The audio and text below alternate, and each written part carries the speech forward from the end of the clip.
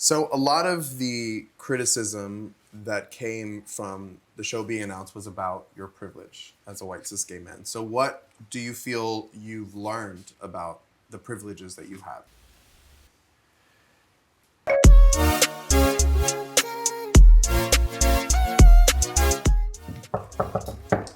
Come in.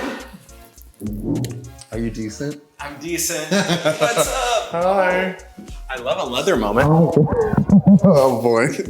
Are you ready? Are you scared? Yeah. You should be. You haven't told me anything, so. Well, here we go.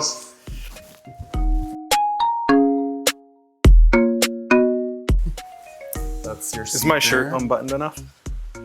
You know, we could do another button. Oh, but really? It's fine. It's Amazing. It's a family show. Oh, I'm so happy you're here. I know.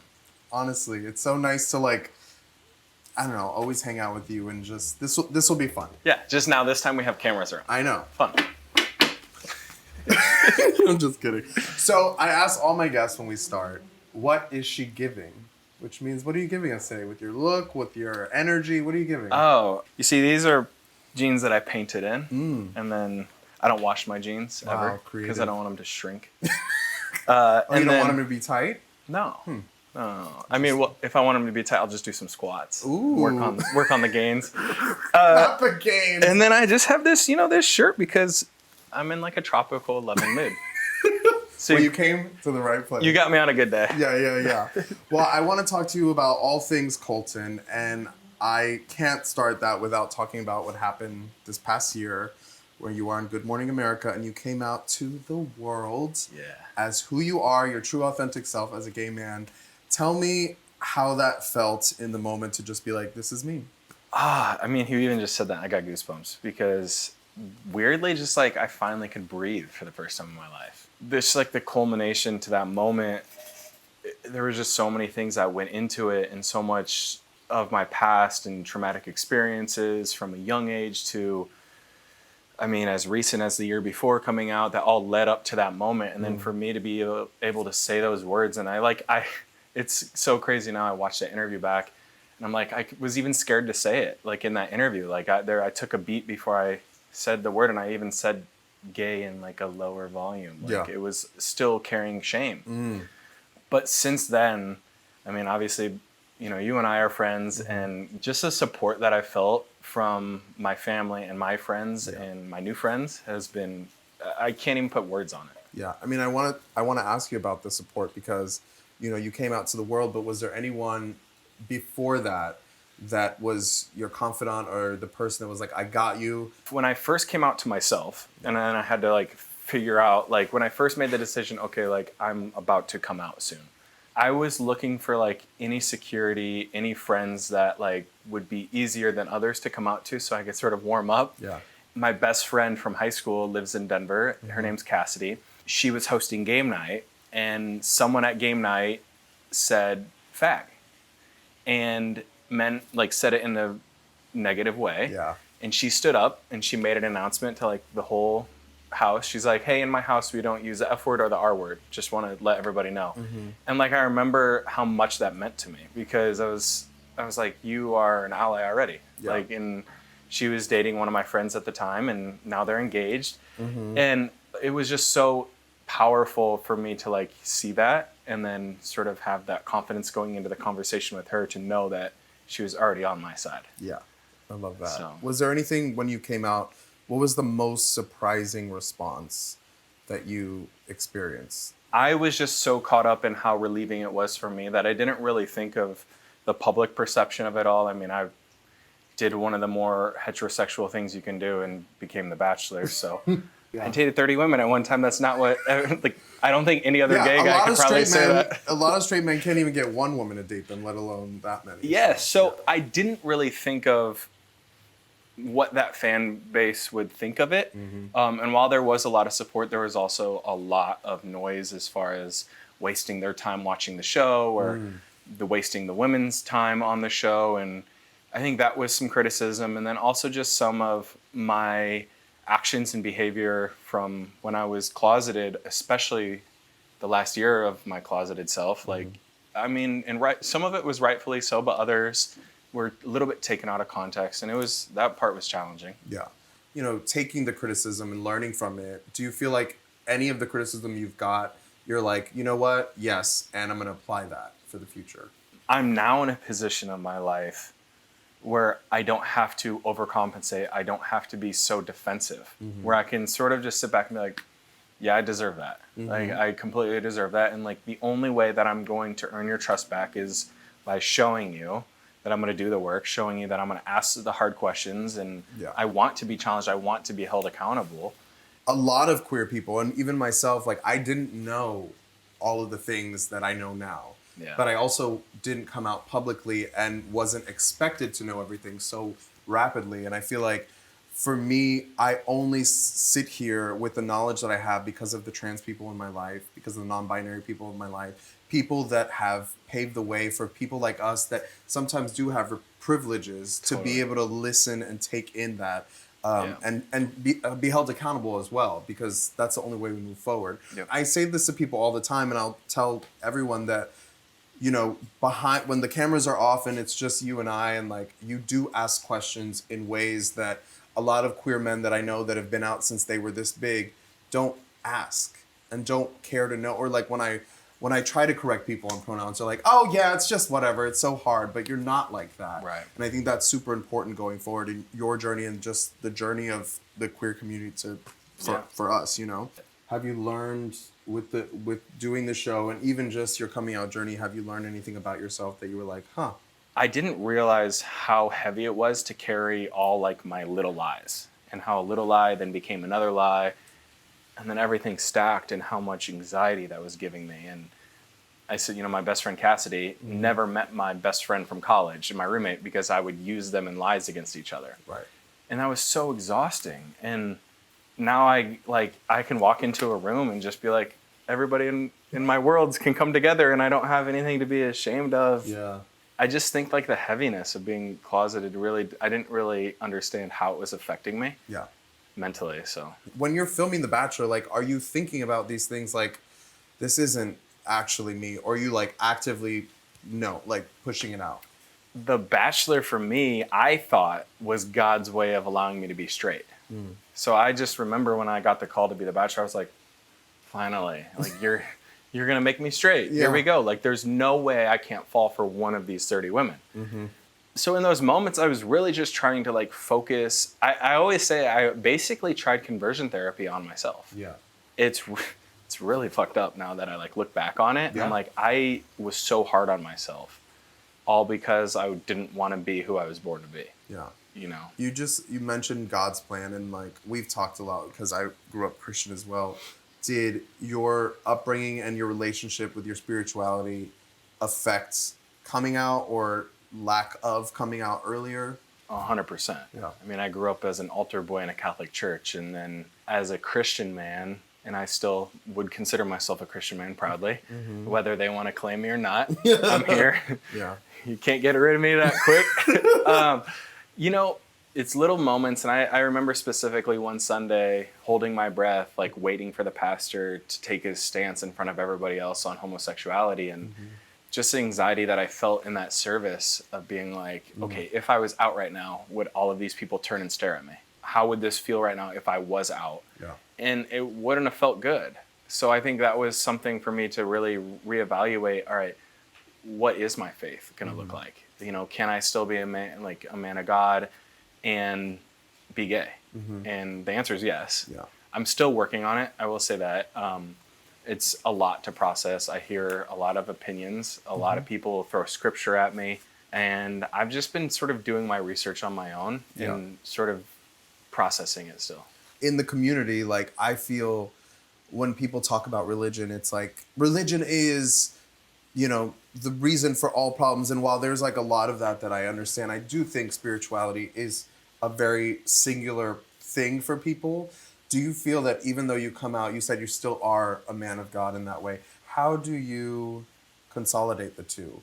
Where it's like, how a lot of the church feels about you, but you also feel very much connected to your spirituality. That's tough. And that's sort of still what I'm processing.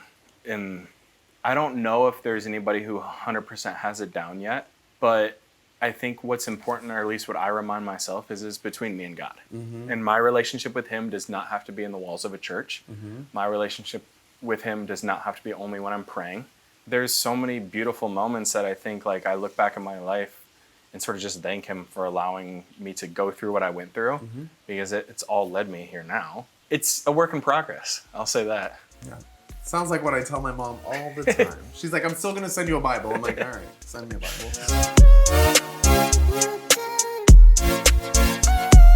The Netflix show. Yes. When it came out, the girls had a lot to say about it. How did that feel when you got that? It sucked. It really was hard. I was like the new kid at school. Nobody wanted to play with me. Like, it sounds so like silly, but that was the case. I was like looking for friends, and everybody's like, and had something to say, whether it was about my past or how I handled the coming out. And then unfortunately, like, the show leaked at the same time that I was coming out. A lot of people thought that you used your coming out as an opportunity to get a show and to, get paid for coming out. And can you speak to that? I was sort of scarred from a production company that I worked with previously, and sort of how they got things out of me. And there had been an offer for a show, and during that time, I started getting blackmailed, and the producers knew about it. And then these two amazing producers pulled me aside and were just like, hey, if you ever have, like, basically being like, wink, wink, nod, nod, like, we know, but we're not going to push you. But like, if you're ever ready, please reapproach us and come to us. And then I wasn't really ready, and we had a conversation, and all of a sudden they were just like, do you want to document this? We think, as two gay men, we think this would be extremely special and, definitely useful for people like you in your position to see. Eventually I said yes. And they were absolutely amazing. They gave me space to grow. They never pushed anything on me. They really kept me in the loop as far as like, what's the order? Like, who do you want to come out to? And like, how do you want to do this? When we shoot the scene, do you need cameras back? With my dad, I wanted space. So in that scene, the cameras are like up on the hill. We're fishing. There's nothing really extremely in your face about it. They were very thoughtful, and the process was really good. What's a gay guide? I don't really know where the term came from, but like, when you actually ask what is Gus's role in the show, he was a good friend. He was someone who I felt safe with. I would consider you a gay guide of mine. You heard it here first. So, I mean, to be honest with you, I had quite a few gay guides, and they were all great friends, first and foremost. A lot of like what people were saying is that, why you? Why do you get to have a show? Why does Gus get to have a show? These men, these like masculine cis gay men who are from sports, why is your story important? I just never thought about comparing traumas or comparing like people's stories. Like, they're all unique. And I was in a position where I was already in front of cameras. And then also, unless you've been in a locker room, like, I don't think people really realize how homophobic it is and how hard it can be for athletes. Right now, it's 2021, and we finally have the first openly gay football player playing. When you really boil that down, I think we're not as far along as we think we are as a culture. The one question that always replays in my head is, if I would have been out and playing, would I have played better, right? Or would I have had a better chance to make a roster and really put myself in a position to dedicate myself to the sport more because I wasn't having to worry about lying or messing around on the side or jeopardizing my career if someone found out I was gay. So a lot of the criticism that came from the show being announced was about your privilege as a white cis gay man. So what do you feel you've learned about the privileges that you have? I think that there's a lot of responsibility that comes with it. And it's also an opportunity for me to help out other people who might not have that privilege, to learn from them, to amplify their voices, to share their stories. I read a lot of the criticism. I read a lot of the mean tweets. I read a lot of the mean comments. And one that I saw that wasn't really mean, it was pointed, and it said basically like, Colton, don't F this up. Like, you have one shot to really represent and get your message and help people. Yeah. And I appreciated that. I was like, you're right. Like, I have to do my best here. I have this privilege to air a show on Netflix about my coming out process. Yeah. That is very sacred, and it means a lot to a lot of gay men and women out there. I also think a lot of people should look at this as an opportunity for me to help bridge or educate a lot of the conservative a lot of conservative America. Yeah. Because coming from a show like The Bachelor, that's a large part of that fan base. And I think that's been at least my reflection when people say, like, you have privilege. I'm like, damn right I do. And I'm going to try my hardest to make it all worthwhile for everybody and have a positive come from this. Yeah. Period.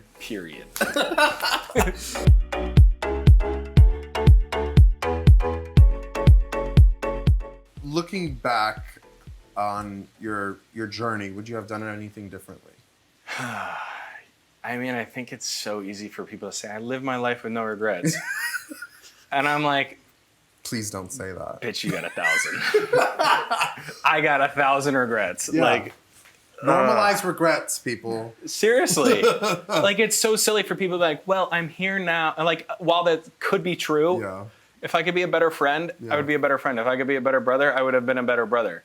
Like, I was a shitty friend to a lot of people. And I made a lot of mistakes, and I made people feel really bad, and I put them in bad situations. And for that, I'm so sorry. So yes, I have a lot of regrets. And all I can do is just try to do better the next time. Move forward. Keep it going. Keep the train moving. What was a moment that you remember experiencing as a young kid or even older where you were like, I can't live this life. I can't be who I want to be because of my circumstances? I think there was this moment in high school. I was a freshman. I was pretty good at football. And there was one gay kid in our school.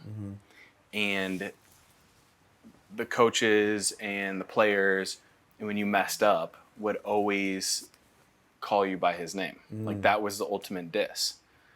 So for me, I knew early on in my brain that was one of the worst things you could be, is gay. Like, when you made a mistake on a play, they called you by a gay kid's name. And that was the majority of the team. So I immediately was like, there's no way I can come out. Like, if I'm playing football, no way. And I mean, when people look at the culture of sports and football specifically, like, it's not very healthy. There was a really challenging moments of, you know, fat going around or homo. Like, there was a whole section where everybody was saying no homo in high school. Like, that was a thing. Yeah. And in the back of my mind, saying like, fuck, I'm never going to be able to come out. Yeah. Like, my friends will never be friends with me. My family will never accept me. My community, football community, would think I'm a joke. Yeah. So I never wanted to be a joke. So I never wanted to be gay. Yeah. Just to clear things up for TMZ and all those other people, are we together? Oh, well, it's just what day is it? We're only together on Wednesdays and Thursdays. That's remember? right. How interesting was that? I think in a matter of 2 months, I was linked to 5 different men, and then I think I was like, well, this is probably going to be the rest of my life until Who I is announce. Colton dating? Himself. He's working on himself. Yeah, I'm dating And myself. we'll know when we know, right? Exactly. On your season of The Bachelor, you were a virgin, Yeah. and now you're not a virgin? I am no longer a virgin. Oh! Yeah. Good. But Nothing wrong with being a virgin, just so everyone knows. no virgin shaming going on here because I'm still team virgin. Although I'm not on that team anymore. Yeah. I'll From be a the cheerleader. sidelines, you can cheer. Yeah. A lot of us don't get to talk about our baby gays self. You know, before we come out, we kind of like push those stories back in the closet where they were. Yeah. How do you feel people could know more about baby gay Colton before you even came out and flourished? I would still consider myself baby gay Colton. But, you know, there's just so many things that went into me being so deeply closeted. you know, whether it was sports, religion, my family in general, or I just think like I have a new appreciation for life. Like I just have like this new lease on life. I call this my rebirth year. Like I finally am like living the life that I've always wanted or dreamed about living, but never thought would be a reality. Yeah. So it's like I'm a baby all over again in a 29-year-old man's body. So here we go. Let's have some fun.